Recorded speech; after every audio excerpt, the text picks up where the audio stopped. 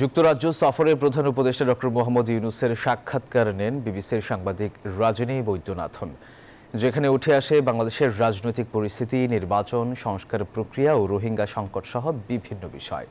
শনিবার ওই সাক্ষাৎকারের গুরুত্বপূর্ণ অংশ প্রকাশ করেছে BBC.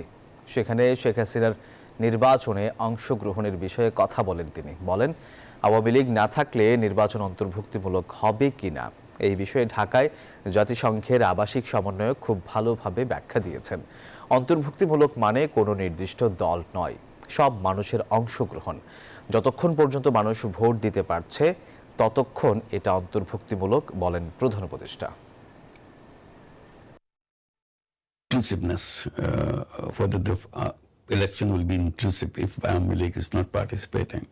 Recently, resident coordinator of the United Nations in Dhaka, she has explained it very well. She said the inclusiveness doesn't mean a particular party. Inclusiveness means participation of all people.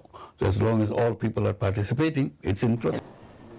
Bundle থাকলে প্রতি সেনমানিতে টাকা বাঁচবে। বিকাশ send money bundle কিনে জিতুন প্রতি লেনদেনে।